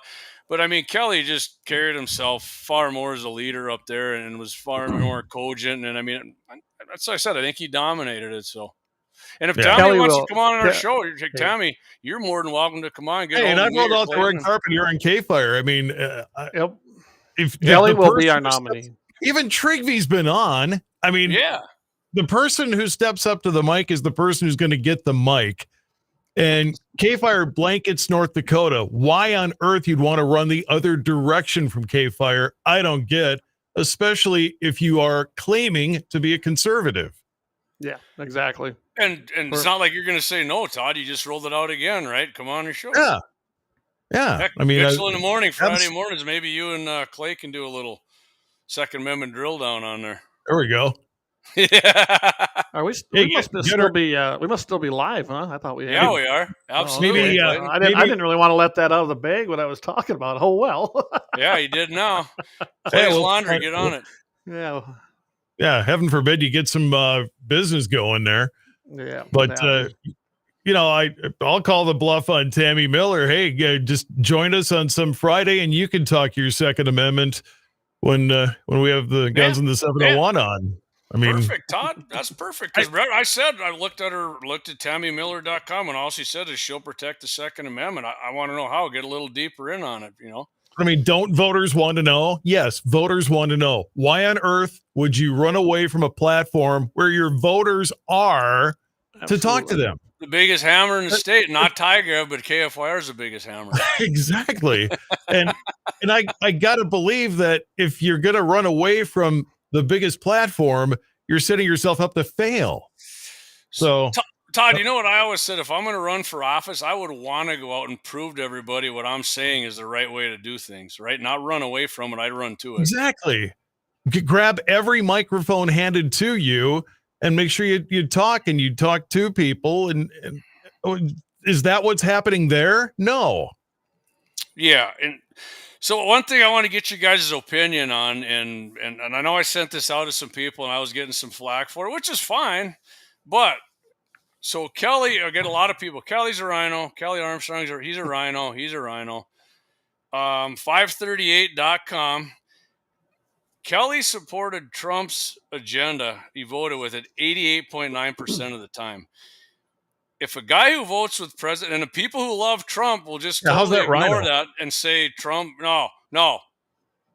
How is if 88.9% of voting with Trump is a rhino, we're in deep shit. Because there's a lot of people that vote way less than that with Trump. And I guarantee these other people running, I'll bet you any money they wouldn't sniff voting. I'll take a bad rhino over a bad leftist any day. Yeah, because I'm going to take 88% of what I like versus zero. You think if Tracy Potter was in the House, you'd get 88% voting, which you'd get zero. Even though he claims he's middle of the road, he's not. You would get zero. No. You got to make that claim, though, when you're on the mic. I mean, I get that.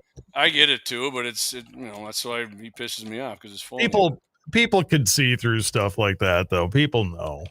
Yeah. So I mean, if any, but I'm just saying, I disagree with some things he did, and I guess I disagreed with a lot of things Trump did too. But I'll tell you what happened with Kelly. Not getting 100% on there, most likely. It probably had to do with some of the omnibus bills that he actually voted for because they contained things within them That's why I wish I was listening. I was trying to tune in while I was on the other deal. So I was trying to listen to everything. And I wanted to actually chime in there, but I couldn't. I was busy. But, and you know what? A lot that happens to all of them, but I'll take 97% or 93% or whatever it was. I'll take that any day. 88 still a B plus. When I went to school, 88 was a B plus. That was still a pretty decent grade. I was talking about the NRA rating, but yeah. Oh yeah, okay. Yeah, 93%. Still, let's say it is 88. Yep. So what? That's still going to be. Take that. Why people? I get tired of the rhino thing because it's a lazy label to throw on when you disagree with somebody on like one or two things. Then all of a sudden, they're a rhino. there are true rhinos out there, but yeah, right. I agree. Absolutely. But there's a difference, and people tend to get lazy when they throw that label on, thinking, well, I'll just call him a rhino, and then everybody will know he's bad and run the other direction. And I don't agree with that when it comes to Kelly. I can tell you right now, Kelly will end up being the Republican candidate come November. I have no doubt in my mind. I don't think Miller has a chance, honestly. I do believe Kelly's going to be our Republican candidate, and then he's going to squash the Democrat running. So, whether people like it or not, that's a reality. I've been in politics a long time. I can tell you right now, I'd put good money on the fact that Kelly will be our governor come November. Yeah, I love the comment that just went up. Instead of rhino, use trans Republican, and maybe that's Josie. Yeah, maybe that's the key there. There is a difference between rhino and trans Republican, but I don't know. I think people throw titles around because they get lazy and can't articulate what they really, are thinking. I watched a lot of the hearings that Kelly sat in the judiciary committees. I'm telling you what, especially when Second Amendment, and I've told you this how many times, Jamie, I said, he's solid. I'm not worried about Kelly's Second Amendment credentials. And the 93% was actually on Brave, not from the NRA. The NRA would probably give him 100%. So I imagine he's probably got an AA plus with the NRA. Yeah, he even says, like, how the heck is that 93%? I didn't vote against anything. They won't endorse anybody till after the primary. The only time they have ever done that in the history that I can remember, recent especially, was when they endorsed Trump that first time he ran. That was unprecedented. Usually NRA sits out of the primary endorsements. That's their policy. So, and they went back to that. So I don't think they've done any kind of endorsements right now in the primaries. That's why Kelly's not endorsed by them right now. I mean, I'm on, like I said, 88.9%. Clay, I mean, me and you maybe right around there, right? So agreeing on stuff. So, well, you and I disagree on stuff. We've done it on air. I can't vote for either one of you clowns, but we're not conservative enough for you, Todd. I'm not. Heck, I've been called a rhino, and I'm like, really? Yeah, you're calling Clay a rhino. Well, yeah, but they don't know me very well. But again, that's people throwing the label around because they think they're so cool because they get this label to throw around, but they could never articulate why they're saying that. And in what context is Kelly not a conservative? Can you tell me that? I mean, guns aside, just pick anything. In what area is he not conservative? And if you find one vote that you'll say that it did, well, I mean, like I said, then let him come on and say why, and he'll probably tell you, well, yeah, because you threw this piece of crap in there, and of course I'm going to vote against that. Right. At the end, he was explaining the veterans thing, and that made a lot of sense. He's not against veterans. It's like what they do with Becker on he's against the wall or he's against farmers. Yeah. They take one little piece. They don't give it in context. And imagine, just like Kelly said, he voted. I mean, against does anybody bill, really and believe rightfully those so. ads about Becker, though? I mean, does anybody really believe those? I honestly, last time comical to me, really. But I was in Elgin doing a deal, and you'll love this. We were up there to speak at their Ag Days, me and Daryl. So we were talking with people, and I was encouraging them to vote for Becker. That's when he was running against Hovind. And I had about 2 or 3 people were adamant that they couldn't believe I was supporting Becker because he hates farmers. Don't you know that? And I go, but he doesn't. I said, I'm involved in ag. Just a little bit, I mean, And I said, trust me. I said, Becker's not against ag. He's not against farmers. He's not against ranchers. I said, what he's against is having the government be involved at the extent they're in. I said, but you didn't listen to the rest of that because they didn't play that in their ads. That was on Beck Communications when he said that. They hear the 10-second soundbite, and that's what they run with. So we can only teach people in 10-second increments anymore. let me go back to. I got to throw this up here because you asked that question, Jamie, about. So here, yeah, go for it. Says, I'm concerned about the spending and corporate welfare. I know he's talking to Armstrong. I know who he pals around with. Also, Michelle Stryden has a Democrat voting record. So, I mean, there is that. And there's corporate welfare. Honestly, too much. Hey, Reagan was a Democrat too once. Reagan was a Democrat once upon a time too. So I mean, anybody can be reformed. I mean, Todd, and I'm sure most of the people that listen to this know this. I was a registered Democrat when I turned 18. Hey, there you go. Corporate welfare. I'm being honest. You get pissed. Trump freaking corporate welfare stuff, man. I mean, come on. It's all over. It's everywhere. Not that it's right, but it exists. No, I'm not saying it's right, but if you're going to hit him on that and you're going to put a Trump sign in your yard, then I mean, to me, that's a little hypocritical. Hell, I got a Trump flag flying. I mean, man, I'm taking the good far outweighs if you're going to get 100, when you find somebody, I think Josie and I were texting yesterday, he said the only politicians I really love are the ones that agree with me 100%. And I said, yeah, I hear you, brother. So we got a comment here. Go ahead, Todd. Well, I was going to say that they did make me take down my Trump no more bullshit flag off my office wall. It's for the longest time, but rather than becoming an HR nightmare in the corporation I work for, I figured Todd getting loose, throwing out the bullshit. He ain't on the radio. See, we're on the live stream, baby. You're good. You know what I noticed is he's got a marble game. It's on yours. If it's on my live stream, I can't do it. But something I noticed, Todd, you've got a marble game on your wall up there. Aggravation game. That's awesome. We play that a lot in our family. Did you see what's right in the middle of that? I don't know if you can see in your shot, but KFYR. The logo. I mean, there now. There you go. Zoom in on him, Clayton. Blow him up. That's about as big as I can get with him. So hey, is 701 called me and said, "Hey, I got something for you." And and every once in a while, people will come up with this kind of thing, and it's like, my gosh, why would I not want that in the shot here? So I'm keeping that in the shot.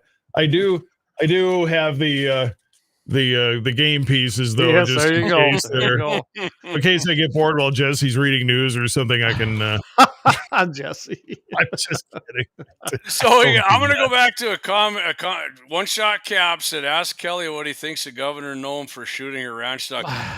Cap, I'm going to tell you, I didn't ask him that on purpose because that's a lose. What's the old thing there? Ask them when they stop beating their wife kind of question. That's a lose.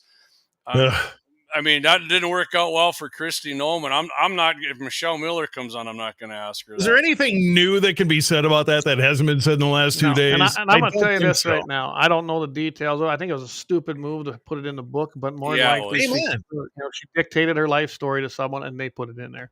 She probably didn't even really know what was in there. Honestly, I don't know how that worked. See, Clay, that part didn't even get me, but now that came out, she kind of said that about Little Rocket Man. I mean, that was probably a stupid ass move right there.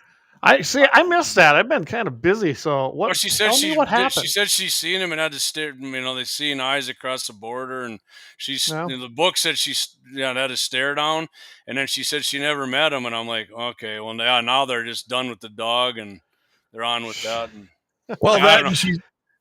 I'm not going to talk about what I talked about in some private conversation with foreign leadership and blah blah blah. I'm like, right. So do you work for them or us? Which is it? And that was the thing is if you put out a book, you probably better be able to defend what's in it, and you probably should have read it, and you probably should know what's in it. I'm just saying. Bad move on her part. I guess she struck me as control freak enough that she would have read every page of it. So how this happened, I don't know. Or maybe South Dakota, just no offense, Clay. Maybe South Dakota. He's a 701 guy now. Yeah. I switched teams, man. We heard that. I'll tell you this. I worked not that team. But I did, meet her when she was in the legislature in South Dakota, and then of course when she ran for the House of Representatives. Again, Second Amendment issues mostly because that's what I did, right? Right. Kristi was interesting. I wouldn't say we're friends or anything. And how many times, Jamie, have I told you she's not who she portrays herself to be, right? That being said, she's still better than probably 80% of the governors in this country. Harkening back to what we were talking about a few minutes ago. Yeah, I mean, I'll take a bad rhino over a bad, squad member. Regular squad member. Yeah, hey, I wouldn't call her a rhino necessarily. Are there any good squad members? No.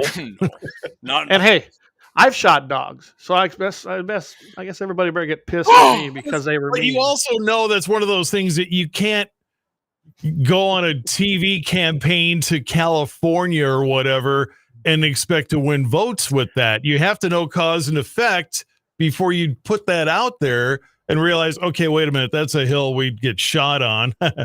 So, I mean, should have, right? I thought that right when I seen it, and then I saw people going ape shit, and I'm like, yeah, I'm not sure why you should do. I mean, I get it. I told you the story earlier. We were talking, Todd. My grandma, lifelong Democrat, dogs would get in her chicken coop. She'd kill them and blast them. Well, sure. I mean, that's a part of that life. But fact of the matter is, I don't know it. The vast majority of voters are going to be your urban, concrete jungle kind of people. And how are they going to react? You've got to know that ahead of time and realize, oh, wait a minute. Yeah, it's fine if you're, to use a Kelly Armstrongism, if you're trying to get votes in Mott, you can probably get away with that. But, if you're trying to, I just quoted a new term today, Kelly Armstrong. I hope he's happy with that one.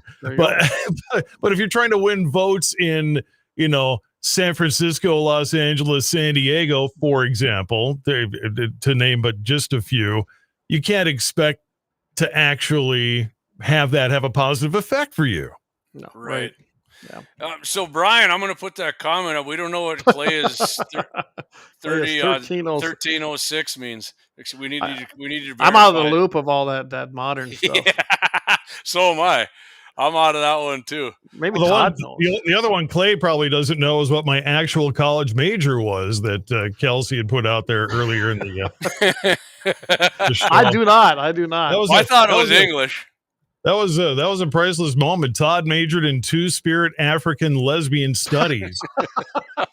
In my defense, it wasn't what I thought it was when I read it in the brochure. Okay, I thought that's what I was going to be studying, not that I was going to become one. So it wasn't what they advertised. So in my defense, false advertising on the part of the University of Wisconsin Stout back then. Brian's left that school after the first year. So Brian's math skills definitely buried a 605 plus 701 equals 1306. Yep, yeah. Brian, maybe Guns in the 1306 is going to go over too many heads to use. Guns in the 1306. Right.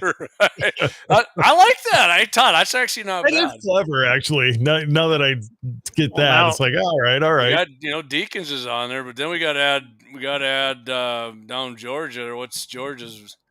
I don't know what Georgia's is. They probably got a couple of them down there. Probably one for Atlanta and then one for the rest of the state and area code. I don't even know. So you guys, we're talking governors. Is Mike Coachman still in the race here as an independent? Last I knew he was, but I couldn't technically tell you is. Technically, okay. Technically is, but and I like the guy enough. I mean, when Trent Lewis was Coach in Minook, and I sat with he and his wife, and seemed like wonderful people, but is it going to move the needle far enough? Something's going to have to happen for that to happen. Like Clay said, realistically, I mean, Kelly's, if he doesn't dominate this, I'm going to be shocked. So, hey, guys, here's one for you, Brian.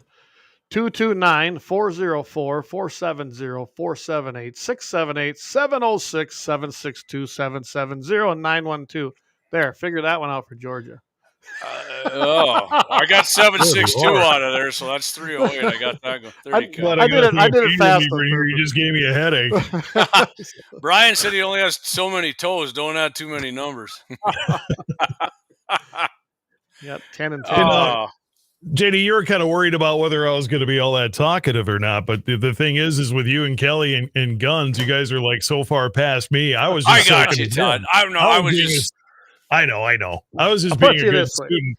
Hey, man, I'm glad you joined us, Todd. It was freaking awesome. We got to have you on again. I appreciate the invite. Here's the story I didn't want to tell at the top because I thought Kelly doesn't need to be dragged through this story. But when I was a kid, growing up in Minneapolis, deer gun opener, even in inner city Minneapolis, most of the kids were gone, and I never understood why we didn't hunt growing up. I didn't miss it because you can't miss what you don't even know it exists in the first place, right? Well, I found out later that it had to do with an incident with my father and what his father did, drunk as he tended to be for just about his whole life. Shot at him, thankfully missed, but yeah, so thankfully there's a really bad incident, and the reason that came up was when my dad first went to hunt, because my dad hunted as a kid. What are the area codes in Georgia? Really, we're going to put that up? Yeah, that's my cousin. That's my cousin David. Geography today. He didn't have enough of them listed in the humidity. chat. I'd moved to Atlanta. I don't want to be in heat and humidity. I'm just kidding.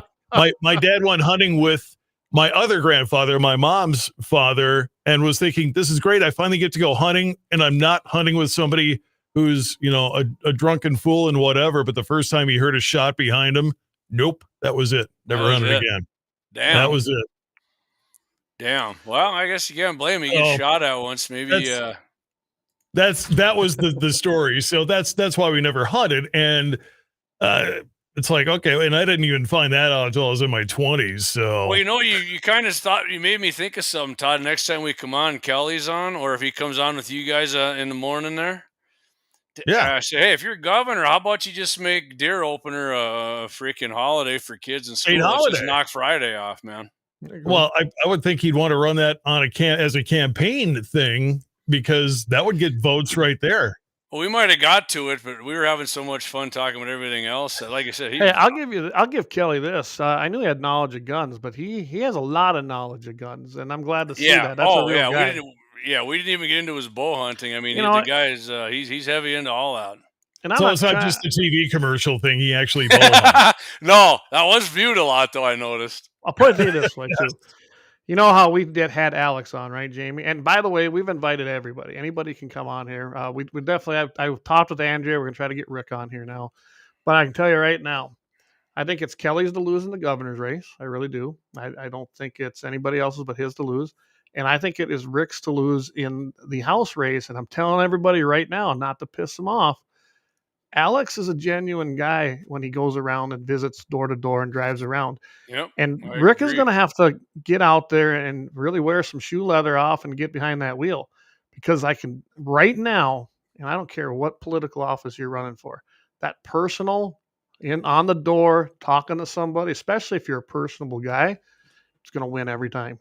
So I think that it's Rick's to lose. I've supported Rick. I've got my Rick Becker sign up. I've always supported Rick, and we want to have him on here. But I'm telling everybody right now, guys, we got to get Rick out there. I just want Rick to come back on.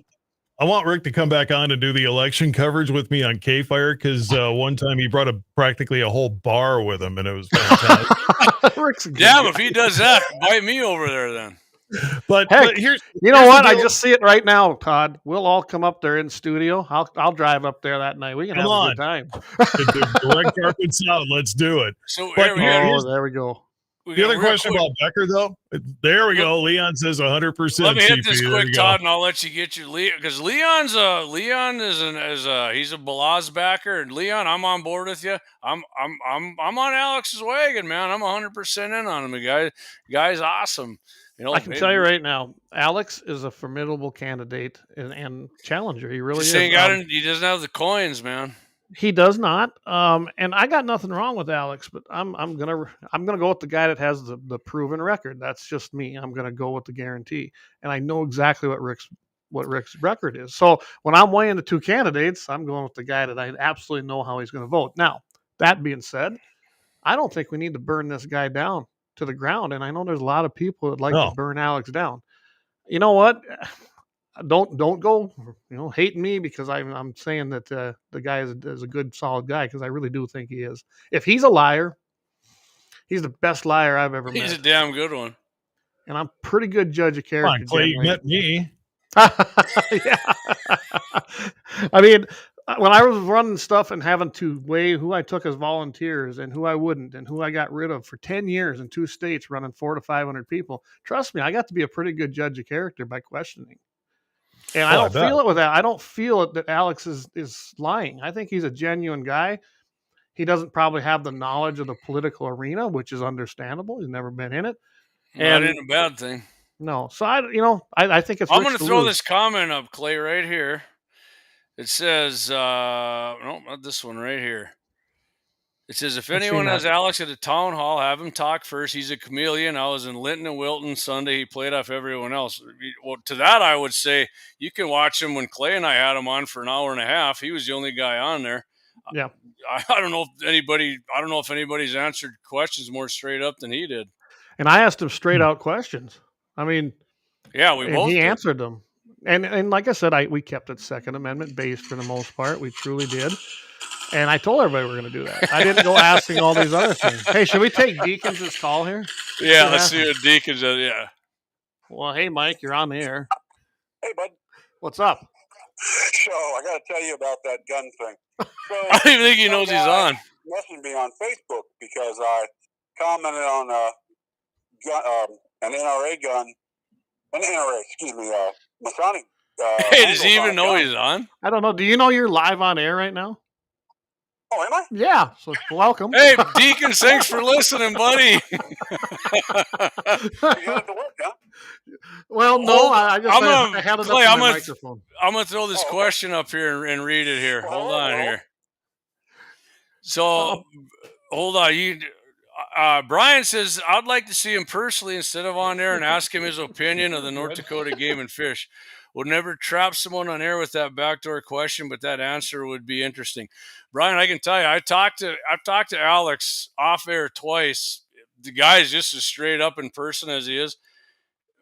I mean, give him a call. I guarantee you the guy will take your call. I can forward you his number, or if you want to see him, the guy is, hey, it's the guy's straight up, man. Todd, you talked to him. I mean, did you think he hesitated at all when he was on with you? No, no, I thought he was much better than I expected him to be, because like you guys say, not necessarily been one of those guys with a lot of experience in the political arena, but you can tell within the first few minutes whether somebody's going to be able to handle it or not. He handled himself just fine. Yeah. So the one question I have, and I don't think any of the three of us can really answer this. Leon probably could, though.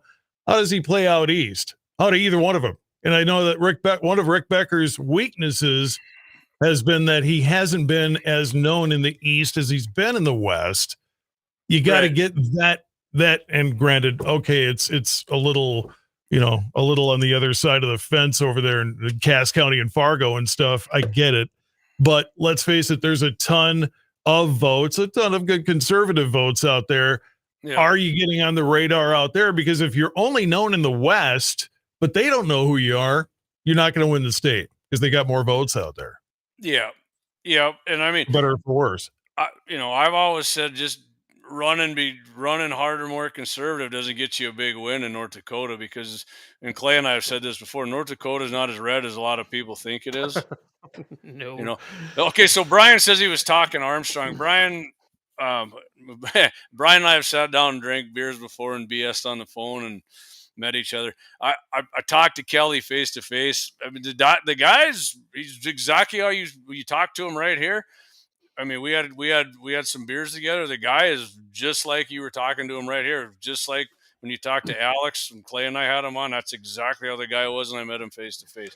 If somebody's a phony, I mean, you can sniff them out pretty quick.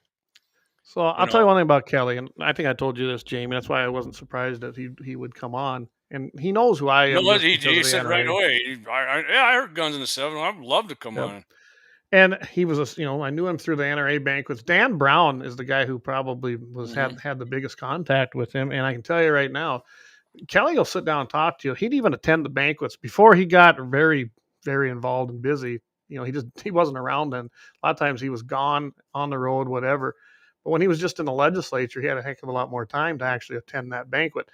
There's people walk up to him all the time and talk to him, and he was more than happy to take questions. Now get this, he was there as a sponsor on his own time, trying to enjoy an evening, but he never told anybody no. He still talked to him. Yeah, he didn't have to. Nice, but he did. I mean, that says something. I'm not. I'm not trying to blow smoke up his rim, but if you're a guy like that, that's who you got to be. If you're gonna be talk to people and not blow them off, that's the way you got to be. That's awesome, man. My question is the opponent the same way? And I would say, I doubt it.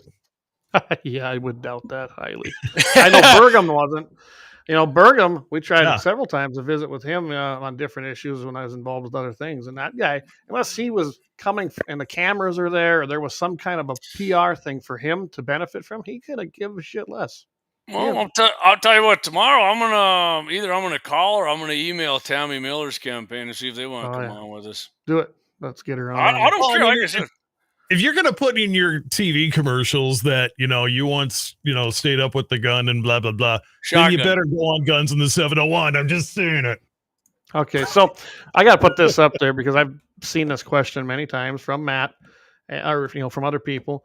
It says, I question why Alex chose the one race where we have a solid conservative contender. He won't take votes from Julie. That's true, Matt. I can't tell. You know what? I guess that's something we maybe need to ask him, but I think that had more to do. My personal opinion on that is because he was involved with the feds. He admitted that. He worked for the feds. I mean, that's who he worked for. CIA, he worked for a different departments. Wait, I thought he was an FBI plant. Yeah, well, I think he worked for them too. But, his career was doing things within the federal government. So, when he answered the question why he was running, maybe that was partially the answer. He said because he saw what was going on out there and he couldn't stand it. That's kind of why he claimed, he said, that he retired. So maybe that's why he chose the House of Representatives. I don't know. I don't know that answer, Matthew. Is there a Senate race even up this year? A Senate? I don't know. Hoven's not up for 2 years yet. Okay, so what else is he going to run for? Yeah, well, he could have run for governor. But again, I imagine he sat there and weighed his option. We had an open seat because the incumbent was not running in the U.S. House of Representatives. And I'm telling you, people don't think that makes a difference. If you're going up against an incumbent. Okay, Kramer's running, I guess. I didn't even know Kramer was up. But incumbents are hard to beat. 9 times out of 10, you will be defeated your first run against an incumbent. That's just the reality of the stats. Sometimes you get into those races, though, not to win this race, but to win the next or the next or the next. Do you think we've heard the last of the Vivek Ramaswamis of the world? I doubt it. I doubt it. But you got to get in the ring now, so that later on, when you're in the ring again, people know, I remember him. He said some good stuff. Not singling him out or whoever, but I'm going to go back to Matt. He says, same with the governor. That's true. We got an open governor race. But again, I go back to, I imagine a lot of this had to do with his involvement working with the feds. He probably can navigate. He knows his way around D.C., probably knows the bad people and the good people. I don't know. I can't tell you why he ran and why he chose the. Well, I'm going to read what's below the surface here. They're saying that they think, I'm probably pissed these guys off, but Rick, there's always a conspiracy against Rick, and that's what they're saying. Like, he's just trying to submarine Rick because they don't like Rick. That's what they're saying. Kramer's unopposed. Yeah, what's he going to do? You don't have a freaking chance against Kramer. You run in the House. I mean.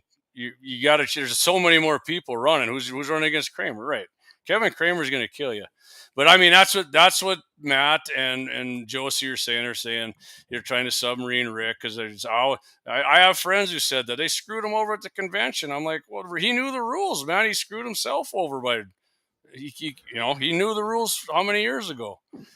And if Rick's the nominee, his sign's going to be in my freaking yard. But the guy knew the rules, man. It's not a goddamn conspiracy. And you can't change what happened, so it's time to move forward and do it correctly. Exactly, Todd. You're exactly right, Todd. Don't vote for me, though. I myself did not go to the convention, and that had more to do with I was not going to comply or submit to their safety protocols. No. In our platform, we have a strong stance on the Second Amendment of the NDGOP platform. We choose one of the most anti-gun cities and in an anti-gun facility. Kiss my butt. I'm not going to that. That should have said enough right there. Amen. You can say ass. Yeah, I can say that here. I'm trying to turn over that new leaf. KMA. He's trying. It might be shaped like this. I don't know. Hey, give her one of these like Trump. KMA, and then give her the exclamation point. Matt Simons, I'm working on a bill to remedy that. So I'm going to tell you guys a little something about this because I've been told I'm wrong, and of course I'm not. Oh, and I work for the NRA. I like that last part you got in there. We got involved with the public gathering problem of carrying, especially with alcohol in a room. Okay, there is a law on Century Code that if you're carrying, you're not supposed to be drinking alcohol. We know that. That's still law. I think it's stupid. I think it should say intoxicated to the legal limit. That's what it should say. But we're not going to go down that road. Public gathering, though, is by definition public, not public invited, public. The NDGOP is the same as our NRA events. You had to purchase your way in. You had to buy a ticket to go to the banquet. You had to purchase, not just purchase your way to get in, $100 and some. You also had to be a member of your district and the state.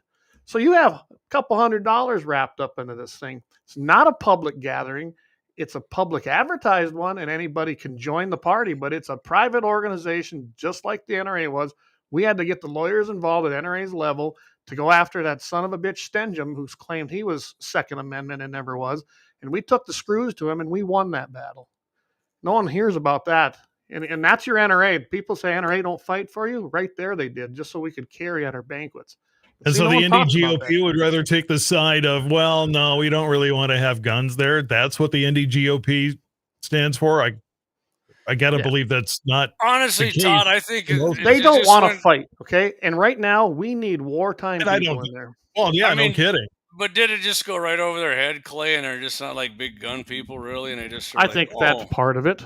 They don't have that passion that Trump we do. got elected and Trump wasn't a big gun guy and everybody's pissed off. Not a hill they want to die on. Pardon any pun that, that's kind of what it was. And I think it is if you don't stand for the Second Amendment, an actual right, one of the first 10 and one of the 27 additional in the full amount of the amendments, are you kidding me? If you're not willing to die on that hill, then why are you willing to fight for me at any level?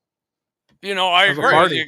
I'm just saying, Clay, I know big Republicans, almost, I would even say conservatives, if they don't own freaking guns, it's just not. I got relatives, like, they own guns, but it's just not, you bring it up and they're like, yeah, I got you, but it's just not like their top priority. So there's over 100 million gun owners in the United States, estimated. We don't really know because some people are like, do you have guns? Why don't you get out of my face? I mean, they're not going to tell you, right? Exactly. Yeah, not everybody admits that. Yeah. So we base that on sales, and we get that sales information from the 4473s. We'd have no clue prior to 1968, and then when the NICS came in, we have no clue who even purchased guns at that point. So estimates are 100. Some people say 200 million. Who knows? But out of them, maybe 2%. And I might even be given a lot of leniency there, are passionate about why we have them in the Second Amendment. The rest, just like Jamie's talking about, they just own them to go hunting or just have one. They don't live it. I mean, they don't want to lose their Second Amendment rights, do they? They don't, but they're not going to fight for it. Protected. I don't own any guns, but I want the Second Amendment to be protected. Yep. I mean, Todd, you're a rarity. I appreciate that. Yes. I mean, I want one of you guys in front of me so I don't get shot. But now I find out you guys are trying to run faster than me, so the bear gets me. So I love that. Friends are now. Shit, Todd, we get you out the Second Amendment Day. You'll be like, put me in back. I'll smoke this bastard if he chases us. Hey, check this out. Brian Warner, he says, thought I was wrong too once, but I was mistaken. I used to literally, when I was in high school, I had a sign in my locker that hung in there that said that those that always think they're right are really annoying to those of us who are. Yeah, exactly. Exactly. What did Josie say here? Let's see. Josie's got, it's not about the rules. It's about the rule that was implemented. 8 unelected district chairs decided voting for that rule. It's not about Rick Julian. Oh, okay. He's talking about what happened. And I know that, Josie, that happened in December at under Perry Schaefer, and that was on purpose. I think it was actually targeted more probably at Tuttle, but I'm sure that they didn't like the fact what Rick had done either. And you're right. That's exactly what it did. Just because you seek the endorsement, you didn't get it, and then you run as an independent. Now for 6 years, you can't be part of the GOP process and get, is it 4? Okay. And get the endorsement.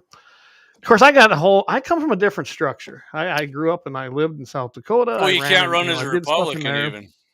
You can run as a Republican. They can't stop you from doing that. Is it? Oh, I thought they said you can't. That's why you ran as an independent now.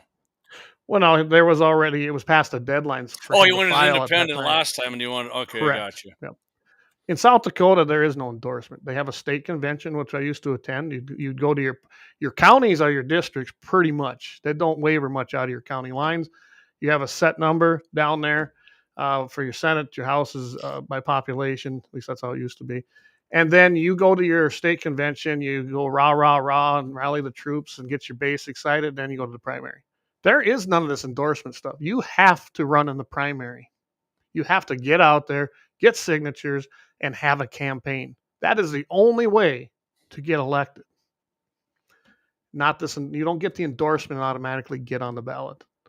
So is it a flawed system? Yes. I don't like it myself. I think there should be voter registration in this state, which I know that's like pulling teeth and trying to tell everyone that they got to give up their firstborn. You going to go on KFYR and say this on Friday morning? Yeah. Sure. I've said it to many people, and I take a lot of flack for it, Todd. I keep telling them, what is the biggest base you have? Well, it's your membership of your organization, right? I can't stress this enough to people that the Republican Party, whether it's in this state or South Dakota, is a nonprofit private organization. Okay.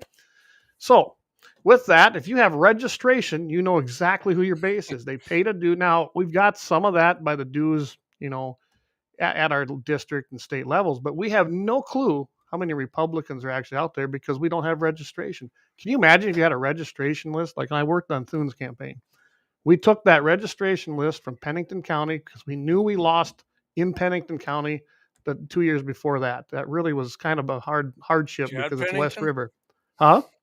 Nothing. I just thought Todd would get you. I said Chad Pennington. I got it. But anyway, we had a base to go and start with when we went out there running for Thune. Well, we don't have that here. We've got some names, but we do not have that registration list of people we absolutely know are supportive of the cause. And I think it's a disservice, honestly. Let me come at you from a different direction to kind of help also make your point. If you remember back in the days of renting videos, you had to prove yourself more to walk out with somebody's VHS tape than you do to get a ballot now. And I see that as a problem. And I don't care what Clay, you're He'll be back. He'll be back. Well, all right, just you and me, Clay. Apparently his quarter ran out. He went on first, so if he ducked out, that means in 5 minutes mine's gonna quit. Hopefully not. No, I know. But 2020, and I don't know if there's anything new that can be said about the votes are real, the votes were not, whatever. But why would you not want to be able to prove that, no, here's this vote, that vote, they're all real. They're actually attached to real people. So we don't have a Philly or Chicago kind of thing where you get the stories of dead people voting. Yep. No, absolutely. And I put this up here. I'm back. Josie made this. You have to go to the bathroom or something. Just tell us you got to go and then come back. Disappear. We think your computer crashed. I'm going to address both Josie and Matthew because they obviously disagree with me, and that's fine. Democrat crossover for the primary in North Dakota is like the open southern border. That's because you don't have registration. There's no wall. Okay? If you had registration in South Dakota, when you go to vote, you register as a Republican, you register as a Democrat, independent, whatever it might be. You don't get handed any other ballot. Okay? And you got to register 30 or even 60 days out. I don't remember. It's been so long down there. But I'm telling you right now, registration stops that. And it's been proven in South Dakota. And I know you guys probably aren't from there, and you probably don't know that system. But right now... He ain't from around here. Yeah. But darn South Dakota cowboy. Remember that? Yeah. We'll have to tell Todd about that. You're always going to tell me a goddamn South Dakota cowboy. Oh, Matthew says, I agree, Clay. I think we're agreeing with you. Okay, I misunderstood that. But if you guys, if we could get registration in the state of North Dakota, that will solve the primary issue of Democrats. I mean, I couldn't believe that the first time I voted in North Dakota. I was like, what? All the parties are on here? Who do I vote for? Clay. And they're like, oh, you got to vote for one party. So, okay, you got to do that. You got to go straight up and down. But I could say, you know what? I'm going to really try to screw the other party. I think I'll go vote in theirs. And there would be nothing to stop me from doing that. Operation Chaos. Operation Chaos. So hold on, I don't want to cut you. We got like 5 minutes left, guys. I'd say let's do a little PR here before we this 1 hour deal. We did say about 1 hour. Even Kelly went longer than he said, but we went. It's actually freaking awesome, man. This is. Let's do a little PR here. So Clay, what do you guys got coming on tomorrow night here on Guns in the 701? Oh, 701 stuff. Let me go pull that up because I don't know. Well, you're pulling that up. I will say every Friday morning, 8:40 a.m. Central Standard Time, 7:40 a.m. Mountain Standard. Mitchell in the morning, Clay, and usually Mikey D, right? Joining Todd. Usually. Talking some good Second Amendment issues. I think you guys are working on that happy ending every Friday now too, right, Todd? I like that. I've been trying to put one in there. We don't always get to it. Yeah, if you're wondering what that's all about, tune in Friday and find out. Exactly. So what do you got going tomorrow, Clayton? Well, tomorrow we're looking at there's a story out there about the Canadian government and their aim to destroy the Browning high power pistols. That's right. And I read the article. So yeah, that'll be coming up. And then interesting, and I knew this was going on within the NRA. I'm glad that Mike found this. Mike put this one together. All 4 of the reform candidates won seats at the NRA board, on the NRA board. So that's great to hear at the annual meeting. Now, I can't tell That's not the only NRA story you got, though. No, it probably is not. It's we were talking about her earlier. Governor Noem has been put out there supposedly as a possibility to replace Wayne LaPierre as the executive vice. No, she was gonna. Remember, she offered it up to Uncle Wayne, is what the article said. Yeah, well, I did a little other digging on it. And what I would have said is if it was offered to her, she should have took it because turns out her alternative didn't work so good. Well, so I did a little digging because I knew who to call. She basically says that it's not going to happen. LaPierre's attorneys are not commenting. We'll see. It was an interesting story, but God, stay tuned in for that tomorrow. I'm sorry, Governor, you're cooked. Your goose is cooked. It's over. Yeah. And then the other thing, I don't know if we're going to do this one. I think we might, but it has to do with the Chinese illegal aliens coming across. They're using Mexican IDs to get in the U.S. And now there's footage out there showing these things being discarded. Well, guess what? It happened to be behind the gun store owner's building. So we'll talk about that a little bit. Imagine that, right? Nice. And in California, San Diego. Oh, no way. Impossible. Oh, gasoline in the fire, man. Oh. I know we were deciding whether we're going to save that for Friday or do that tomorrow, but there's you know what, Todd, there's so much stuff out there. We got plenty for Friday too. So I'll tell you what, we're about 2 minutes left. Hey man, we got some awesome viewers are hanging in there with you. Appreciate everybody listening, whether you're lovers or haters.